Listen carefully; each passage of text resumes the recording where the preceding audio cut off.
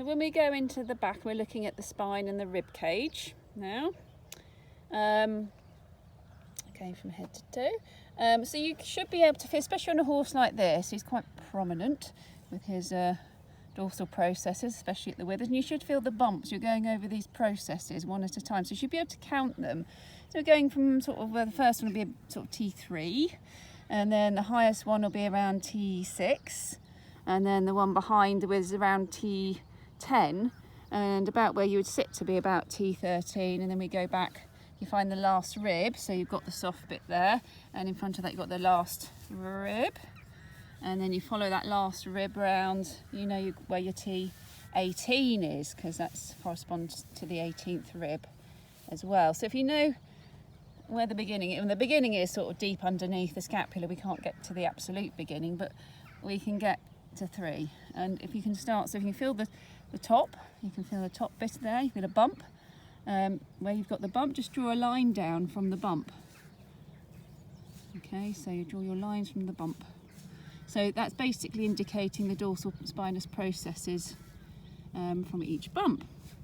And you carry on down. Now it might be, if you've got a horse that's got very close spine, dorsal spinous processes in places, it might feel a bit flat in places and not much bump.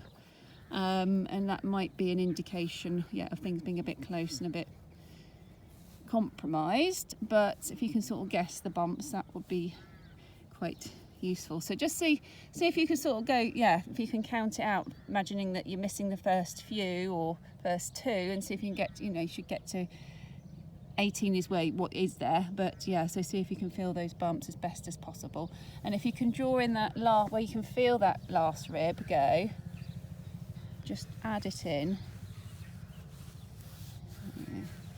So add it in where you can feel it. Just so that's also drawn on. Of course, I've now got a lot of hair on my chalk, so trying to. There we go. That's it. That's better. And then you could also, do as much as you feel you can without it looking too messy. Make it a good learning exercise. But if you can draw, sort of get a sense of that shelf of the ribs, you should be able to feel like that bottom shelf, if you like, where the ribs stick out from the side. That's more apparent. Then that will be helpful to be able to feel that.